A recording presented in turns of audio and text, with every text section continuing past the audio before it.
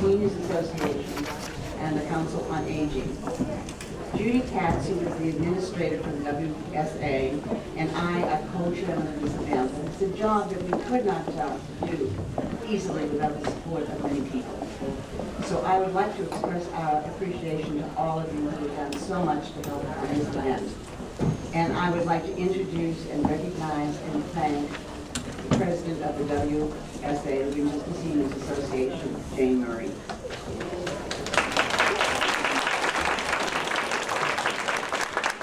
And likewise, I would like to acknowledge and thank the chairman of the Council on Aging, Helen Babcock.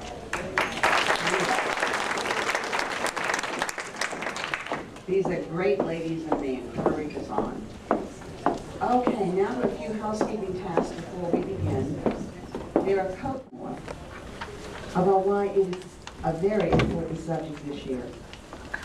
A study was completed this year called The Maturing of America, and it was sponsored by the National League of Cities, the American Planning Association, Leaders for the Care of Better Communities, and the National Association of Counties. To tell you the truth, I hadn't heard of these groups before. However, a survey was sent to 10,000 communities to be administered to seniors in local governments. The goal of the survey was to determine how prepared communities were to use the resources that seniors bring with them into retirement, and how prepared were they to support them as they aged. 1,400 communities responded. 11 different areas were reviewed. The areas reviewed were health, nutrition, exercise, transportation, public safety, housing, jobs, home services, volunteer activities, and finance and taxation.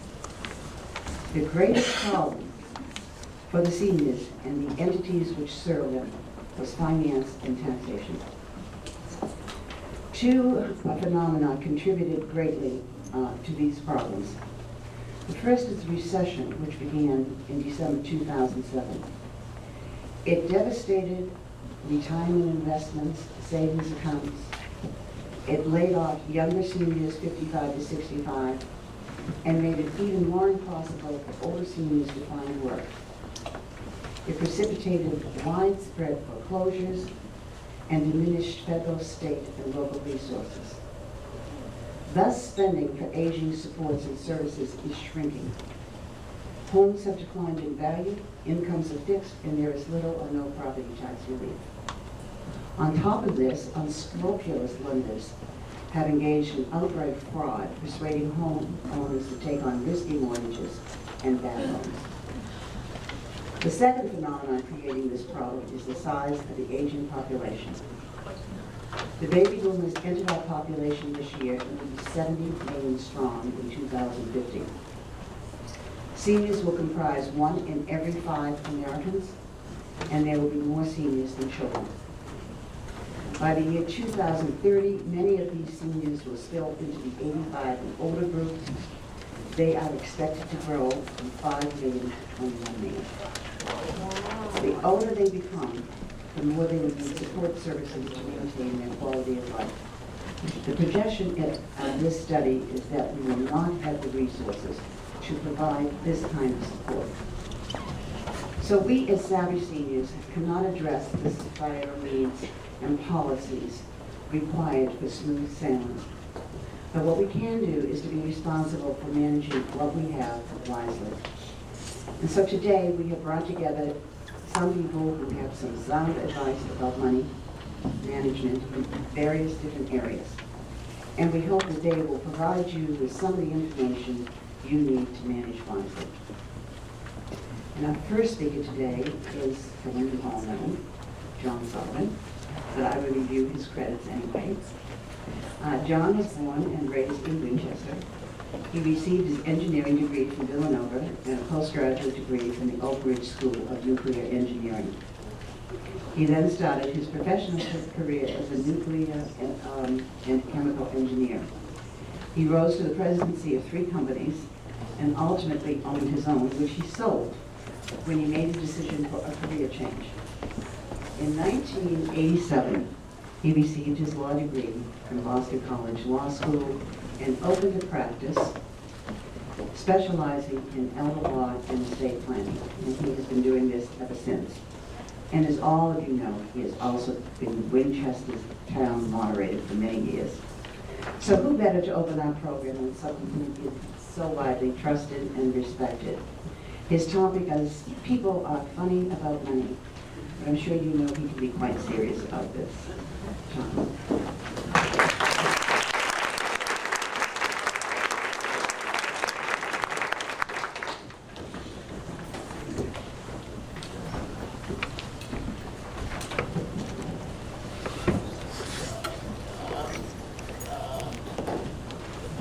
Everyone have a handout?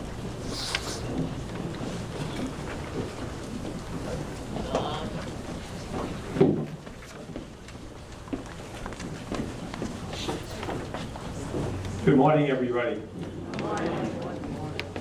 I'd like to open by thanking the Winchester Seniors Association and the Council on Aging for sponsoring this symposium.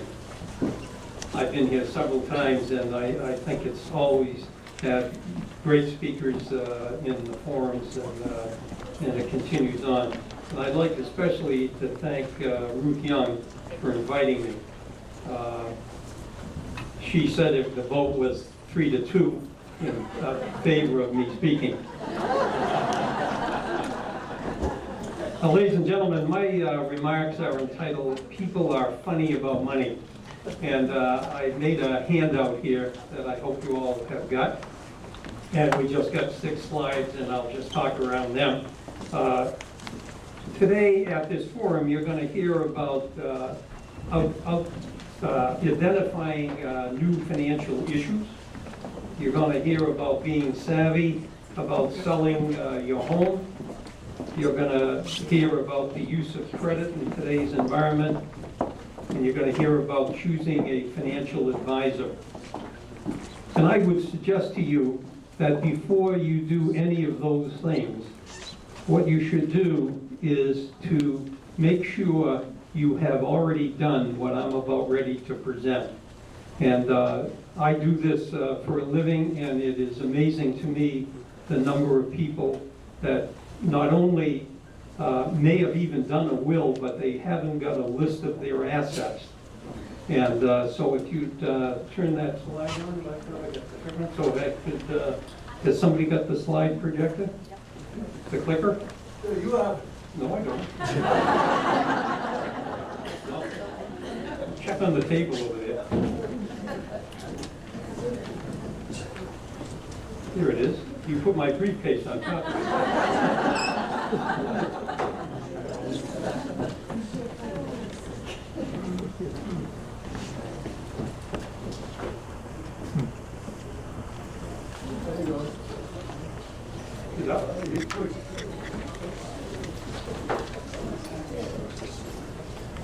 Why don't you just do it? I can't see the screen.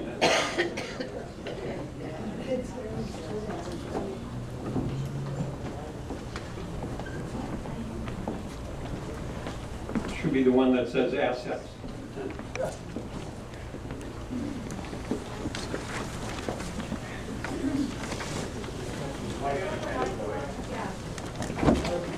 Can you see?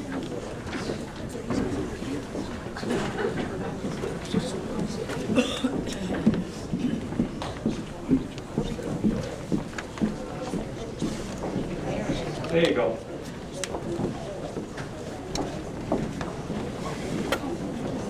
Well, ladies and gentlemen, I say that when one talks about moving forward, particularly in this environment, one of the things we have to have is a list of assets. And it is always very surprising to me the number of people that have not done that. And it's really quite simple to do. And my experience is, though, that less than half of the people who are getting ready to retire, for example, actually have an accurate list of their assets. And the important thing is you follow this little chart, and it's very easy if you get monthly statements to make the chart up. And the first thing you want to do is, for example, the bank accounts. If you have a bank account at the Winchester Co-op and one at Citizens, you want to list those. And a particular note, you want to know whose name that account is in. Many, many people have everything in joint name, husband and wife, which is okay. But there are times when you should not have things in your in joint name, particularly if you have state tax involved. The second thing is stock accounts like Merrill Lynch or UBS or whoever that you deal with, the same thing on those accounts. And then IRAs and 401ks. And a particular note there, when you make this asset list, you should check the beneficiaries, who they are. Because many of us set those up years ago and never went to the trouble of changing the beneficiary. And a classic example, I did a will and a power of attorney and a healthcare proxy for a young man who was 42 years old. On a Wednesday, he was in the hospital. This is about 5 years ago. He died a week later, and his 401k, his life insurance, and his IRA named his mother instead of his wife of 11 years. And the first thing when I had to tell her, I said, what is your relationship with your mother-in-law? And she said, she loves me like a daughter. And I said, you're very lucky.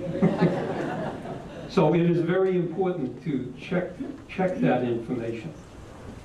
And then the next thing is your residence. You need to, you've got a pretty good handle if you live in Winchester what it's worth, because you know what you're assessed for. And there's plenty of good realtors in town who could tell you what it's worth today. And a lot of people have a second house, you know, like down the Cape or up in New Hampshire.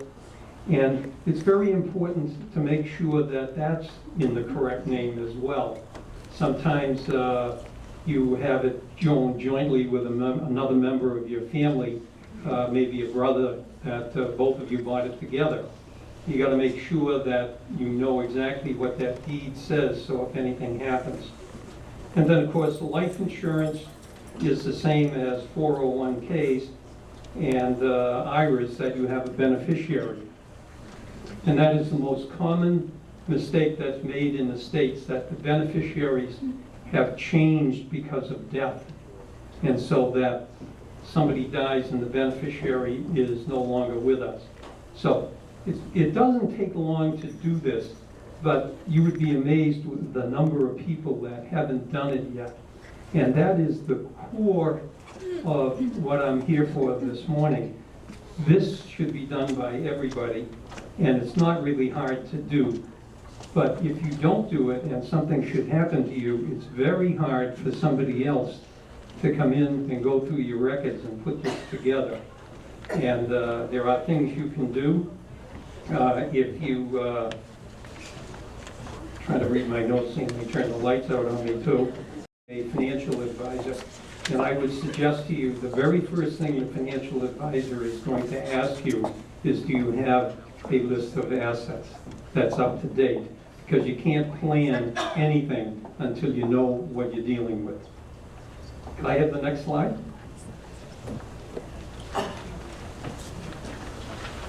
Now, the next step, once you get the assets, is to set up a disposition plan. Where do you want the money to go? And for example, the standard will is to my spouse if living, and if my spouse is not living, to my children in equal shares, or some other disposition. Or you could give, as indicated on the slide, to charity, friends, relatives, or your favorite lawyer. And you could give it to a trust if the recipient is a minor or a disabled child. You could put it in a special trust for that.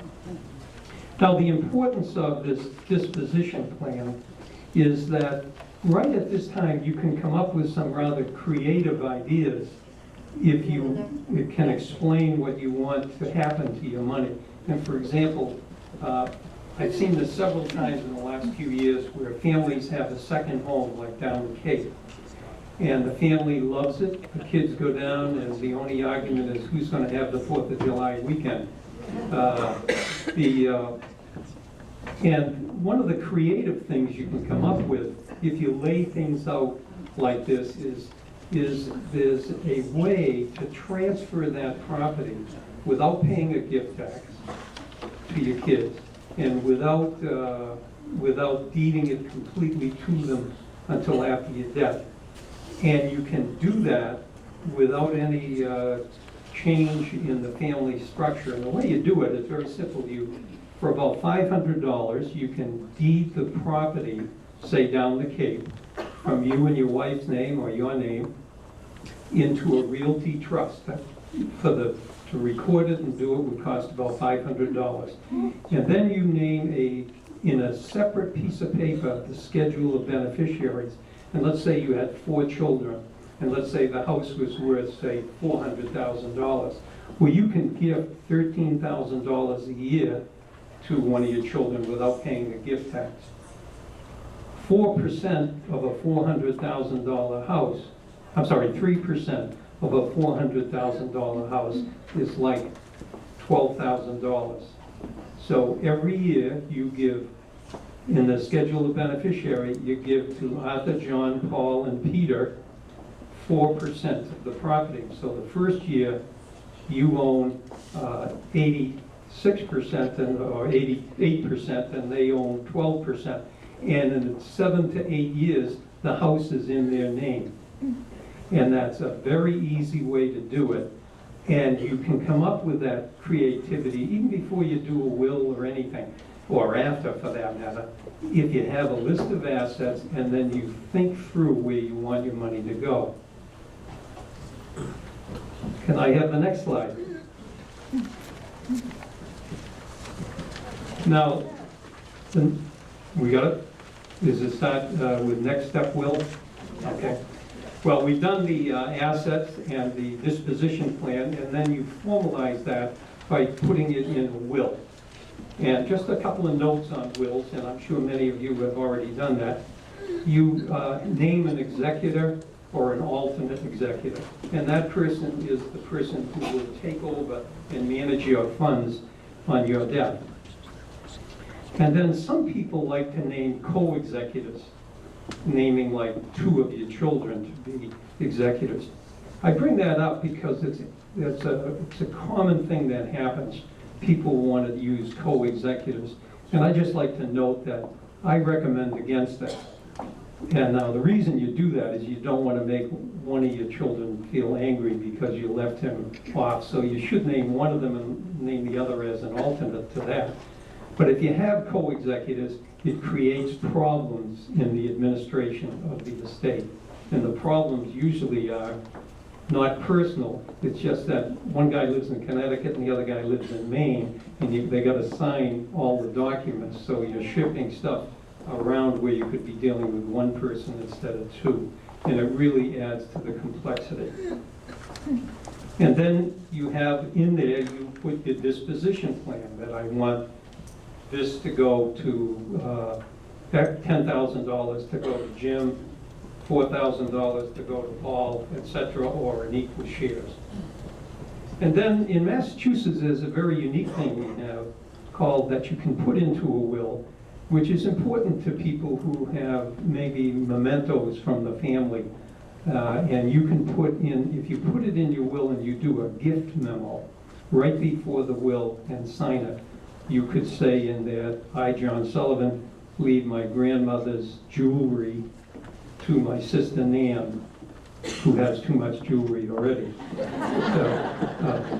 And then you could list, say, 3 things. And I leave my motorcycle to my brother Peter. Then you sign that, and that's part of the will. And the interesting thing in Massachusetts, after you sign the will, if you decide not to give Peter the motorcycle, you can just draw a line through it and initial it. and it's binding. Or you could add additional gifts. And so my record is one lady who has 134 gifts. And it's practically her life history. She was collecting art. And so it's a very good idea to have a gift memo if you have certain assets, non-cash, that could be distributed on your deck. I have a pretty good story. I had a couple come in to do a will and a trust. And she had heard about the gift memorandum, and she had like 10 things all prepared. And so I said, well, just give me that list, I'll prepare that. And I said, how about you, sir? And he says, no, I don't believe in this. And so he get into an argument about whether he should have a gift memorandum. And I said, well, why don't I step out for a minute? And I said, I'll tell you what, as a compromise, I'll prepare the will with and without the gift memorandum. And then when you show up, if you have a gift memorandum, fine. So she came in to sign, and they were not happy when they left. And when they came in, I said, are you going to use the gift memorandum? And he said, yes, I am. And she said, yes, he is. And so when we got time to, I said, have you got the thing? And I'll have the secretary prepare the gift memorandum. He said, I've already drafted it. And he hands it to me, and he says, this is just for you. And I looked at it, and don't show her. And it said, I leave my canoe to my brother-in-law in Michigan. I said, well, that makes sense. So she said, let me see that. He wouldn't show it to her. So we signed it and everything. And finally, just as we're finished, she reaches over, grabs the stack of paper in front of me and takes the memorandum out. That is awful. And I said, what's the matter? She said, that's almost sinful. He absolutely dislikes my brother, and that canoe leaks like hell.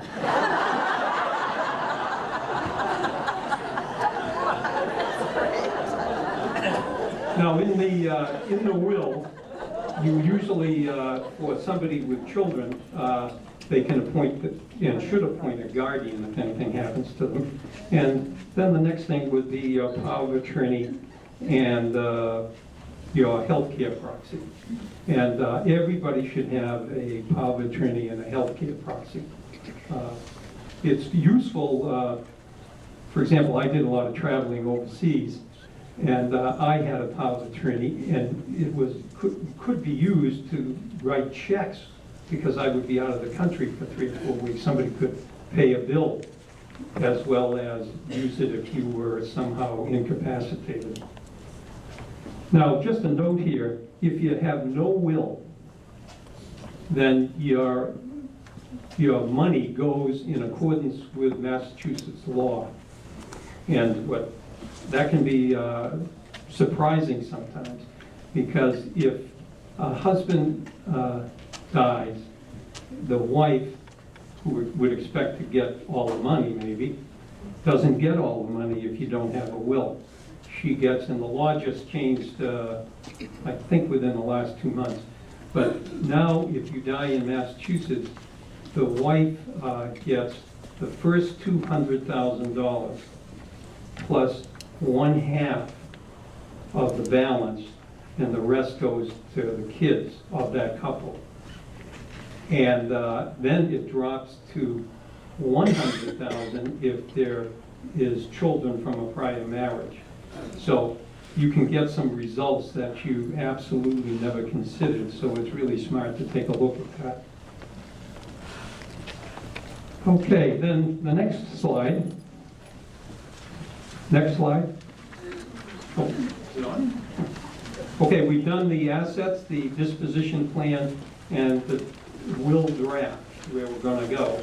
And before you sign the will, it's a good idea to do a quick estate tax calculation. And this is a hypothetical case where you see the husband has $1.3 million in assets, and the wife has $700,000, and the joint account is $400,000. So that adds up as a total estate is $2,400,000. If the husband leaves all the money to his wife, there is no estate tax in Massachusetts or federal. The federal limit right now is $5 million. If you're under $5 million, you don't have to pay federal estate tax. In Massachusetts, it's $1 million.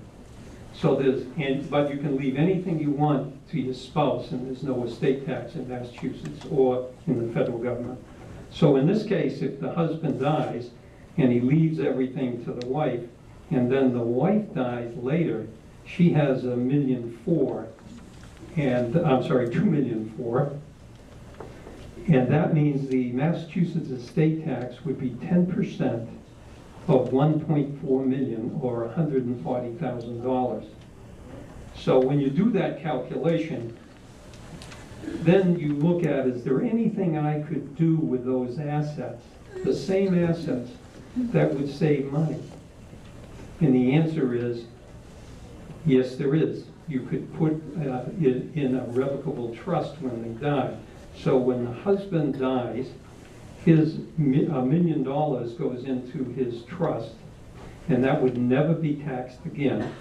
And the $300,000 would go to his wife. So when she died, she'd have $700 plus $400 plus $300, which would be $1,400,000. And the estate tax, just by doing that, would be $40,000 instead of $140,000.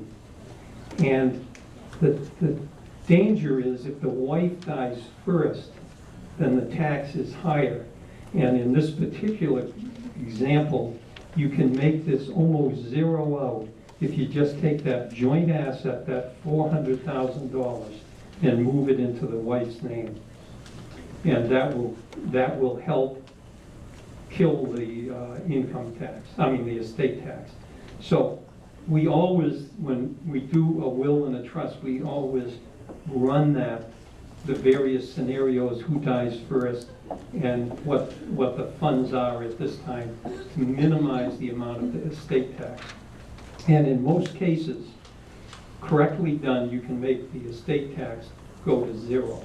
Now, this is going to become extremely important in 2013, because right now the federal limit is $5 million, and by the law that's in existence, it's going to go to $1 million. You're going to get taxed 50 cents on the dollar if you, as a single person, leave $3 million to somebody. You're going to have $2 million of that is going to be taxed at 50%, or you're going to pay $1 million. So don't forget to write your congressman in the next couple of years. This is going to get some heavy lobbying for sure. My own prediction is that there'll probably be someplace between $3.5 and $5 million, but that's a guess. And so this is a very important part, and you need somebody professionally usually to take a look at the estate tax situation. Some of the speakers you'll hear today, and particularly the financial advisors, are very, very knowledgeable in this calculation. And could I have the next slide, please?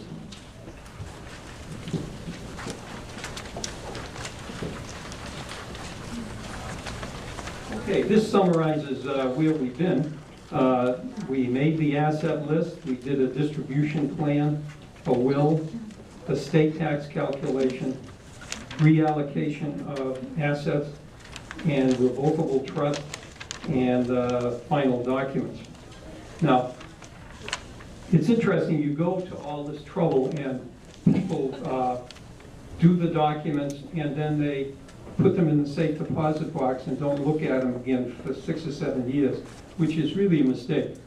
What you should be doing is I try to convince people to pick a date, like a holiday, and sit down for 20 minutes and go over your asset list and make a decision. Have your assets gone up or down significantly in the last year? And does that change your disposition plan? Or is your disposition plan need changing because people are no longer close to you, for example? And you should review the estate tax calculations as well. When I suggest that, I found one thing that has been very effective. I tell people, I have a recommendation for when you should do it. You should do it on a holiday, but don't pick Christmas or Thanksgiving, because you'll never do it. And I suggest using April Fool's Day. Because when everybody knows when April Fool's Day comes around and you haven't got anything planned, and but if you think of that, you say, hey, maybe this week we ought to take a look at it. And the other thing, just a note, is that there are other issues that come up over time, such as consideration of what do you do if somebody close to you has to go into a nursing home, and how are your assets protected or not protected. And that is a good time on April Fool's Day to take a look at that scenario to see if there's anything that you ought to be preparing for. So that's the end of my People Are Funny about money presentation. I don't know where this title came from, by the way. All I was asked to speak, and they put the title in the program, and I thought it sounded good. So I hope that was helpful, and I'd be happy to answer any questions if you have any.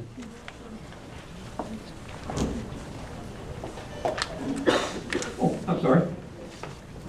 Our lawyer, we've known him for 50 years, so he's in our age group. What happens when a person's lawyer dies? Well, I can't speak from experience. But what happens is most law firms, particularly a large law firm, has a complete file, and somebody will take over the responsibility for that file.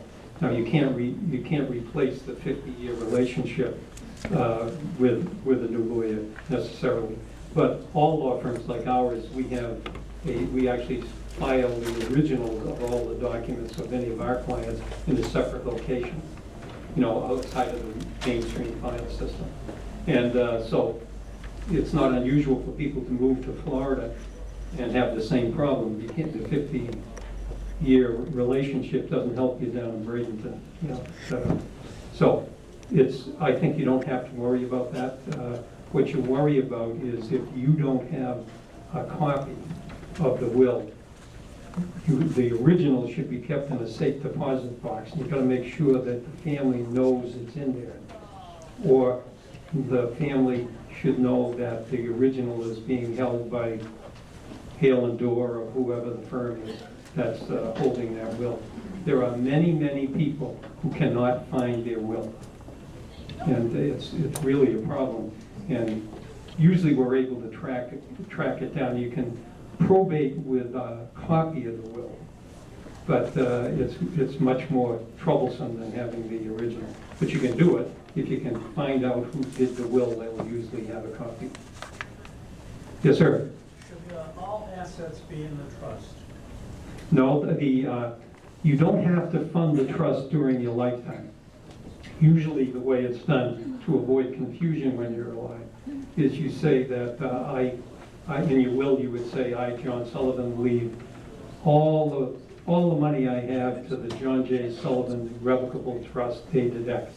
And then on my death, my sister Nan, who would be the executor with somebody watching over her shoulder, would take the money out of the Winchester Cooperative Bank and put it into the trust. And then the trust might stay at the Cooperative Bank or Merrill Lynch, and then the trust would be administered. And so it's, some people as they get older put all their money into the trust. It just makes it a little more cumbersome, because you got to sign a check as trustee as opposed to just your name. But it's the funding of that trust can happen automatically after your death. Yeah. Yes. John, would you comment on when you would use an irrevocable trust? Yes. An irrevocable trust means a trust that you set up and you put money into it. And what most people do is buy an insurance policy. Is a good example. You buy an insurance policy. Steve gets an insurance policy for $1 million on himself. If he dies, that $1 million is in the estate tax. So it's going to be taxed. If you put it in an irrevocable trust, which means he pays premiums into the trust, and the trustee buys the insurance policy. When Steve dies, that $1 million goes into the irrevocable trust, and in there is directions on who it goes to. If you put it in an irrevocable trust, there is no estate tax. So what a lot of people do is that buy $1 million life insurance policy, and the theory behind it, when it started back in probably the 40s, I think it was, when people started doing that, the theory was, if I'm going to pay estate tax, I'll get this life insurance policy, put it into an irrevocable trust. It kicks out an amount of money that will pay the taxes for me, so the family won't get. It's a way to theoretically you're not bypassing the estate tax, but you're getting a non-taxable stream to pay it. So that's where it's used, and it's used quite a bit. Yes, sir. Is it true that if you have an irrevocable trust and an IRA must go to probate? Is that the only item? No, the IRA never goes to probate unless the beneficiary is deceased. Okay, that would be the only time. Yes, sir. Can a new law supersede a trust A new law supersede a trust. that's already been established? Well, I need an example on that. I always say that Congress or somebody wants to pass a law saying that they can take the money out of the trust that you already set up or something like that. No, I don't think they could do that on an irrevocable trust because it's a legal document that was done in 1980 or 93 or whatever. So the laws that were applicable at that time. Right, but the new tax laws, yeah, they couldn't change that vehicle, in my opinion. Yes, sir. Yeah, does the power of attorney cease when the person who's issued it dies? Great question, because that comes up almost all the time. The power of attorney, which if I have a power of attorney and I said I name my sister, so if I'm incapacitated, she can sign my check. That power of attorney dies when I die. And so a power of attorney is dead when the person dies. It's of no value at all, which is really an interesting problem because a lot of people think, oh, we don't have to worry, John just died, but I got his power of attorney, so I'll pay his bills and we'll get around to probating the estate. You can't do that. And so it's, a lot of people think it's good forever, but it is not.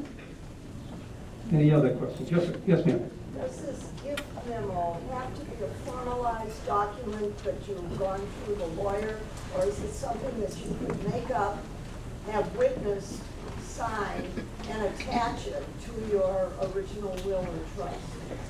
You could do that, and it would be up to the executor as to whether or not he wanted to follow it. It's just, but he isn't bound by it. The only way he's bound by it is if in the will itself, or an amendment to the will, you put in a paragraph that says, I have executed an agreement on February 21st, 2010, say 2011, and then it will be followed and has to be followed. But it's got to be referenced in the will or in a codicil to the will. Yes, ma'am. You mentioned something about you not wanting to have all bank accounts jointly held. Do you not recommend having most things joint? No, I'm sorry if I led you down that path. What I said, there are circumstances where you don't, and that's when you have a taxable estate. Okay, so What you're trying to do is you're trying to get equal money, say, in a husband and wife's name. So you have to take it out of joint to do that, so that when one of them dies, only that one half is in that estate, and then the other half is there. And so some people who have a very sophisticated estate plan then have all joint accounts. It doesn't work. So, but it really, if you had $5 million, you could still have some joint accounts, but most of them would be in one name only. Anything else? Yes, sir. 10% tax on my state. I'm sorry? In Massachusetts, tax is 10% after $1 million. Yes. I looked in Google and it said it was 5.6%. Yes, and that's, but if the 10% is an oversimplification, and if there's any CPAs here, they will assure you that's the case. But it works all the time. I've done at least 20 estates where when they do the calculation, it always comes out. If it's $1.7 million, it's 65,000 or something. So I used 10% of everything over $1 million. Obviously, you're going to have to fill out the Massachusetts estate tax return. It is extremely complicated, and this is the Massachusetts legislature should be doing something about that, because here's the way you do the actual calculation. You fill out, when the person dies, you fill out a 1997 federal estate tax form. And you don't even have to, you just fill the 97, then you use that in the Massachusetts law as the basis for calculating the tax, whatever you come up with that fake tax. And the reason they get in here is that when a lot of states eliminated estate tax, like Florida, eliminated Florida estate tax, Massachusetts, they were being forced because of the change in the law. So Massachusetts changed its law to rely on the 97 return as a basis. And that should be fixed, because it would be so much easier for everybody. And you know, it's expensive. You've got to get someone to do that return. No matter what happens, it comes out about 10%. Yes, sir. Should a will be reviewed periodically? Absolutely. I think that's why I suggest every year taking a peek at it, but usually the things that happen that would change it happen over a longer period of time. But essentially, usually, if you're retired, your funds are changing with time because you're spending savings and living off a pension, say. So, yeah, I'd say you should definitely be reviewing it all the time.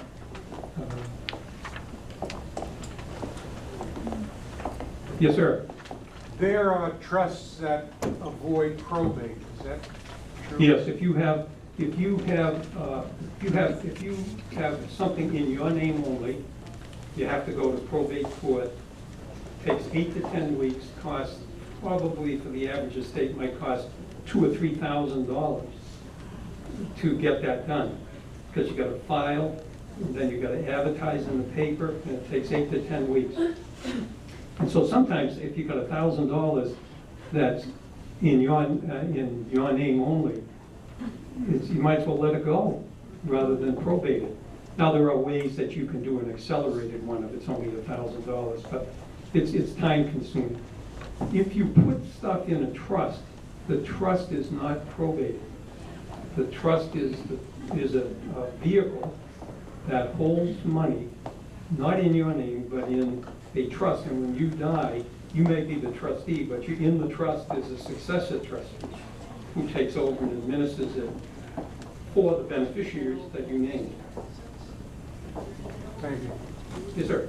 Is money held in IRAs handled any differently than jointly held money? How was that moved from one person to another? Yeah. Okay, an IRA is individual retirement account. So if I have an IRA and I name my wife as the beneficiary, when I die and you start taking out at 70 and a half, you start taking the money out. You have to, and it's about, you have to take out at 70 and a half, about 5% per year going forward. When you die, you have named in the IRA a beneficiary.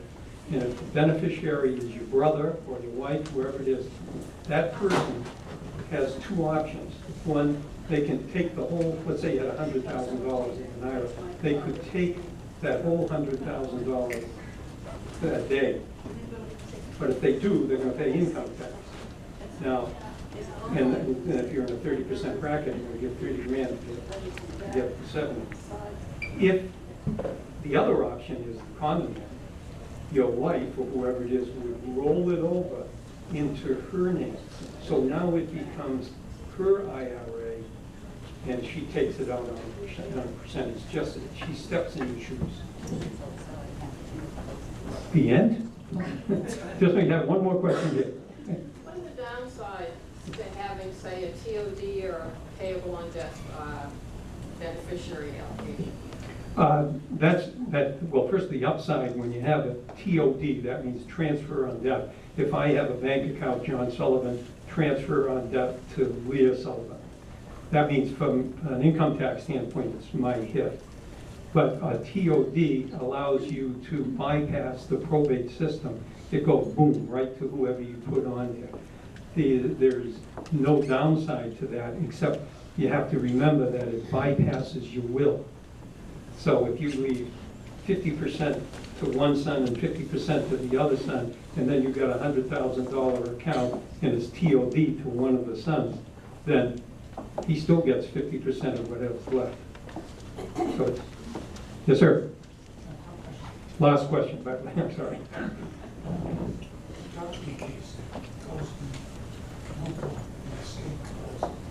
I'm sorry?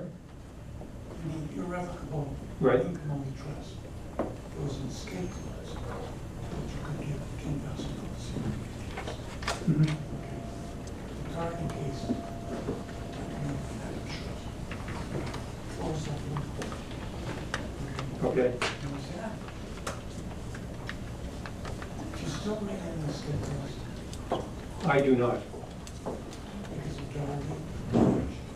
Oh, because I don't, not because of Dorothy.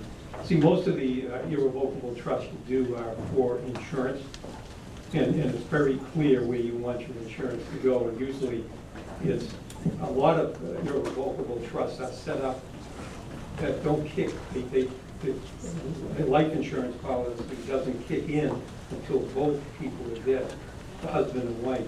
And so the disposition clause is very detailed that it goes to the kids or other relatives. Okay, I'm getting waved off the stage here. Thank you very much.